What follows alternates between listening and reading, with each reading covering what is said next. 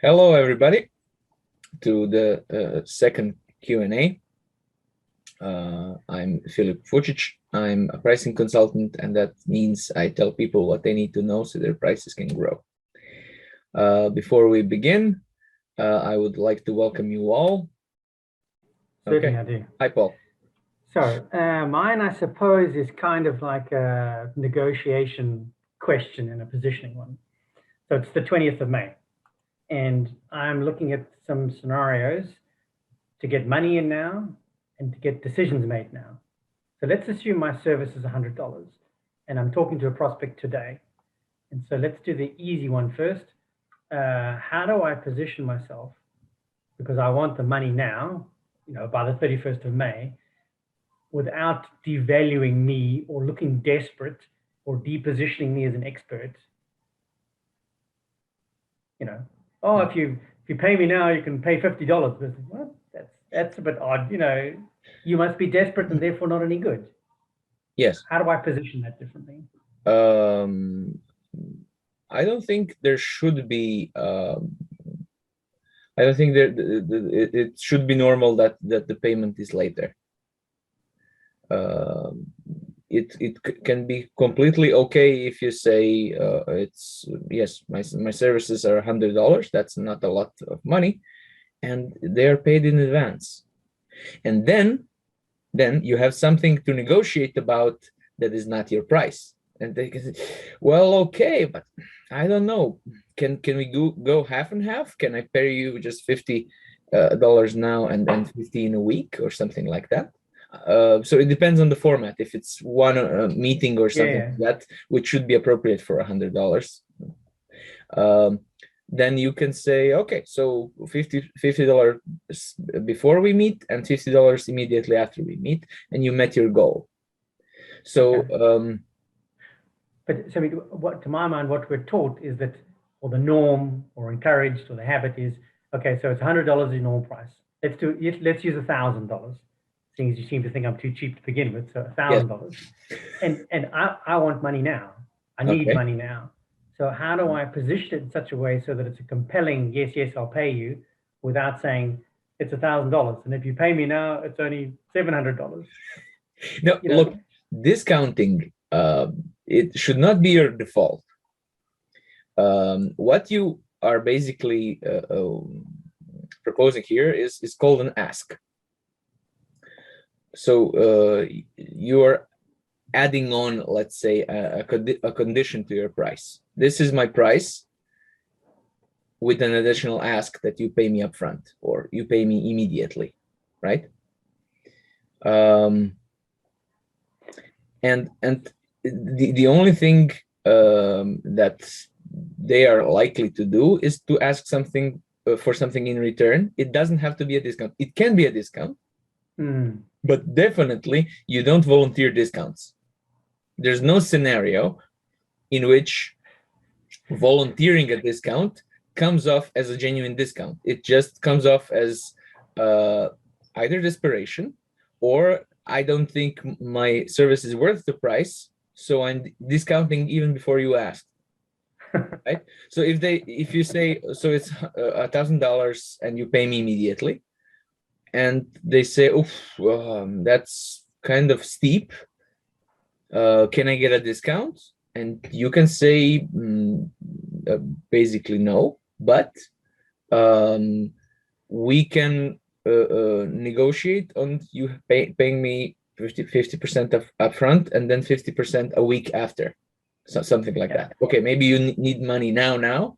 In that case, you're in a bad situation, but then you can basically, it's not recommended, but it's not a situation that you should be in, but still you can say it's 102,000, 1,200. 1,200, yeah. 1,200. And they say, oh, well, to pay you now, can I have a discount? And you can say, okay, fine, 20%. You can have it for 1,000. So basically, you never want to start negotiating with the money you need as the first price. Yes. You always, I mean, it's a conversation, it's a dance, and you Yeah. have to leave room for the other person to have a little win, at least. Okay. So nobody likes to get into a negotiation situation and get out to look at themselves in the mirror and say, I just said yes to whatever they said. Nobody likes that, right? That's cold. Okay. Go on. Yes. So, okay, so I've thought of a twist, I think, based on the words you've used and a variation of it. Okay, so my normal price is $1,200 for Yes. X service, Mhm. but actually I have a time slot that's available next Wednesday. That time slot, if you take it, to $1,000. Yeah. Very good. Very good. That is much more convincing than everything else, because, and also this is important, you gave them a reason. Yes. When you give a discount, is if you are in the situation that where you have to volunteer a discount, you give them a reason. Yes. And I like you're a that. service provider, you can't stockpile your time, and it's Yeah. completely reasonable for you to say, I don't want this slot to go to waste. Yeah. And it's worth it to me to give you a 20% discount. Okay, Hmm. great. Okay. I like that. I have a variation. If I have, do I have a second question? Sure. So the second question is this: there is some logic in, so you have a discussion with someone about a need and you offer them a service. There is the opportunity of grabbing it right there and then. Because if I can convince you to take it now, it's much more likely than to say, oh, call me back, or I'll contact you in 6 weeks, and then your circumstances have changed, but more likely the buzz we've created is gone. You've forgotten what it was that I was offering you, and your sense of urgency and need is gone. Mm-hmm. So how do you position okay, so right now we've just had a discussion. So normally it's $1,200. If you book and decide in the next 24 hours, it's $1,000 for you. And the reason for it is, I'm trying to help you. If you take action now, it's to your advantage, or something like that. It's that's problematic because you have a vested interest in that, right? It said you never ask barber if you need a trim. That's the expression, Yes. right? Because Yes. so dear client, I'm looking in your best interests. You should rush and pay me now. Is I mean, it can come from a genuinely kind place, but it's one of those things that are much stronger if the client can come to that conclusion on their own. You can set them up. You can set them up. You can talk in a way that they see why it's important for them. But you drawing the conclusion, that's a bit. Of course, you would say that, right? Even if it's true, even if it's true, it's one of those a man who is king never has to say I am king, right? Yes. If it's a hurry, if I'm in a hurry, I'll know if I'm in a hurry. Don't tell me I'm in a hurry, right? And it's for my own good, but it's for your own benefit. So I wouldn't say that. Then I'll just use the first one. Normal price $1,200. Yes. There's a slot available on Wednesday that's vacant, and you can have that for $1,000 that day. Exactly. That's creating a sense of urgency. That's completely legitimate, and you're not telling them you should be in a hurry. You're selling I'm in a bind, sort of. Yeah. And you can take advantage of that bind, of that situation. I won't mind, right? I'm offering you to take advantage of this situation in which I'm in. It's human nature, right? When we see a deal, we like to take it. We like to feel smart about it, even if it was served on a plate. Okay. So this time it's my turn to make a good deal.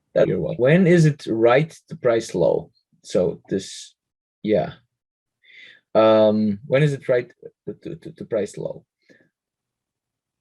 I'm talking within the context of expert services. It's never a good idea. It's a good idea when you're selling undifferentiated commodities or services. But if you're I don't know, a bricklayer, if you're a lumberjack, if you're washing cars, if you're delivering newspapers, it's something completely undifferent. I mean, all of the latter ones are services, but they are undifferentiated services. So they function like commodities, right? Pricing low, or even worse, giving discounts when not asked for them. That's not a pricing strategy. I like to say that's a crater where the pricing strategy should have been. I mean, clients like that, but of course they would. And you're not doing yourself any favors by doing that, because you're positioning yourself basically as an order taker, right? As a waiter. There's nothing bad in being a waiter, but it takes much less upfront, let's say, skill to be a waiter, not a great waiter, but just a waiter, than to be what most of you are. Architects, coders, consultants, coaches, designers. You are not, and you should not be order takers, right? Your relationship should not with your client should not be here's the list of things you need to do, go do them. No, your relationship should be more akin to a visit to a doctor. You don't come to your doctor and says, here's a list of medical procedures that I need done, right? So I need this medicine, and a triple bypass, and I need them by Monday. Dude, sit down. Tell me what's bothering you. This symptom, no, this is just you not sleeping enough. So next one. Yes, this is a relevant one. Here's what we're going to do. And this is the order of things, and this is the magnitude of things. And some of the things I can prescribe you, some of the things I'll refer you to a specialist. That's the kind of relationship that you need to have with your clients. And that is simply, that doesn't go with a low price. That doesn't go with a manual, I'll give you a discount. Yeah. The thought that occurs to me is, if you go to the best steak restaurant in town and you go there because it is the best steak restaurant in town, and now I'm sitting down and they say, okay, so normally our premium meal is $50. Tonight for you, $30. The first thing that occurs to me is, I wonder what they're going to leave out. Yeah. Will they leave out like the chips that I really like, or the asparagus down the side, or what'll be missing from it? Good thought. Yes, exactly. I mean, why? Why do you need to do that? Right? Sometimes sorry? It's old steak from last night. Yes, exactly. And you're not going to think of that place as highly as you did before, because that's the only logical explanation, especially if they don't give you an explanation, right? I had an experience like that. There's a very expensive place down on Croatian coast where oftentimes when the staff hear you speaking the local language, you will get a discount, because the prices are made for foreign tourists. But I didn't know that, and I was having a nice little dinner with my wife, and we got a discount, and I actually went and asked why. What was wrong? I mean, we were in a good place, with everything seemed fine. Why did they get a discount? So I wasn't complaining. I was just wondering why, right? So yes, that's exactly what you said. How do you know when your price is not high enough? Well, the reason why most people that I work with end up with a higher price, 15 to 50%, is that their prices are generally too low. Prices of experts are generally too low. So if you set your price yourself, it's probably too low now. That this is for a variety of reasons. Most people, when they start, they say, okay, I'm not the best in my field yet, so I'm going to give a discount, but they keep it to themselves. They don't show it, this is my price and then this is the discount. They just set a lower price, and then they discover that maybe it wouldn't be such a good idea to antagonize customers, so they don't increase their price and they just continue living with it. Even if they do increase their price, they don't increase it to a substantial degree. So I increased it for 15%. Okay, nobody left. I'm alive. Let's go on, right? So yeah, it's probably too low. But how do you know that? I mean, business can be humming along. Clients are happy. You're constantly told that you're good value. You never want to hear that. Well, not too often. I mean, it's a good, gratifying thing to hear, but that probably means your prices are too low. And one of the good indicators is that you are too busy. So business is humming along, but what you're doing is trying to compensate for the price with quantity, and you're having too many clients, too many projects all at once. You're trying to basically be a one-man band or a three-man band for a six-man job, and finally, and this is something that you can check easily against your memory, if clients say yes too quickly. When you say your price, if less than like 2 seconds separates you saying the price to client say yes, that means your price is too low.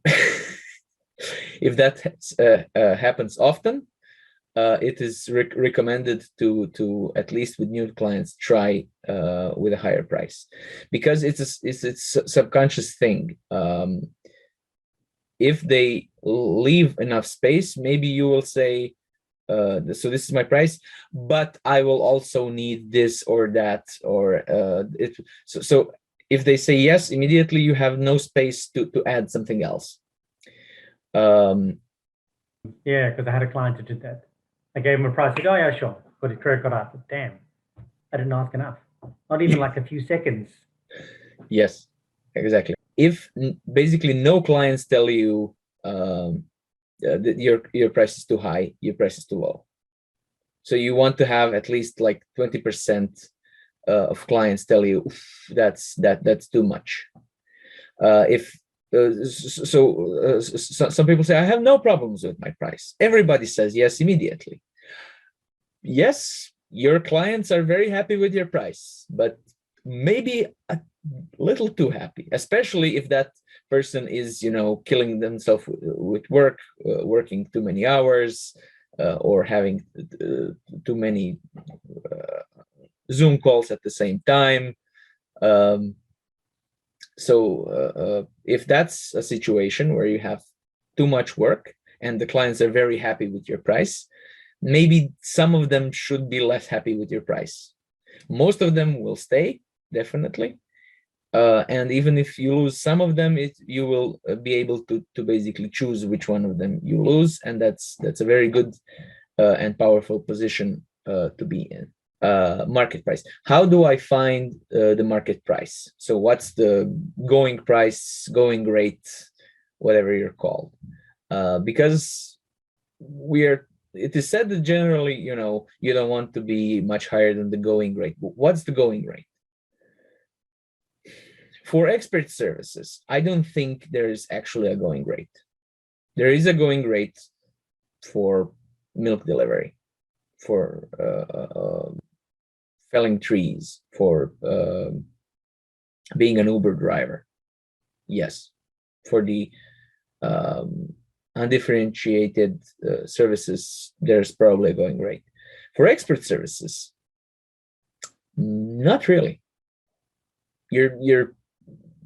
So the difference is, I don't know, if you're washing cars, everybody knows what a washed car looks like. You can look at the car and say, yes, this car is washed, or no, this car is not washed. What's a consulting service? What's a consulting advice? Can you look at an advice and say, yes, this is consulting, and look at another and say, no, this is not consulting, or this is bad consulting, right? How much to make me a 10-page document? What's a 10-page document? What's in it, right?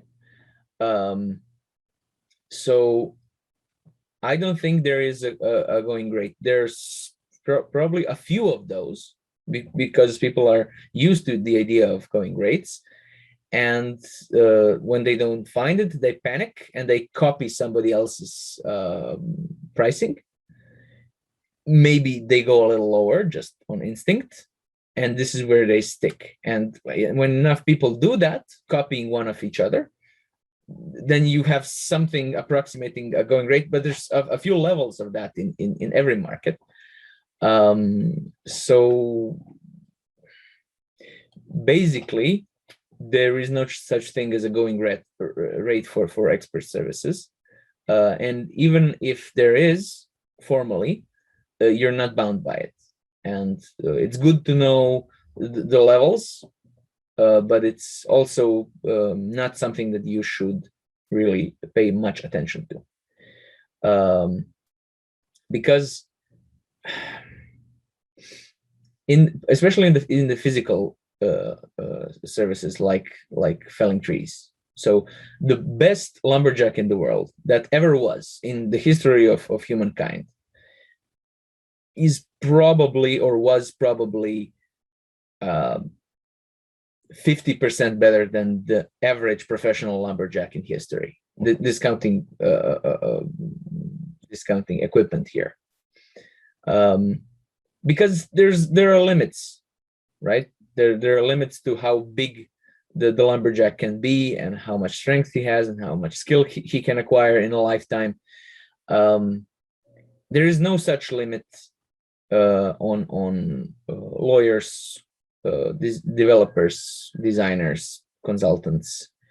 The best consultant in the world, the best designer in the world, is not 50% better than the average professional consultant in the world.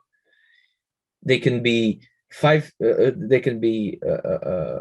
times or 500 times or basically unmeasurably better, right, than the average professional expert service provider. So a real going rate really makes no sense. People are just used to that, so they try to function like that and panic and wing it. And this is why we still have this notion about the market price. Okay. Thank you very much and have a nice day. Everything changes.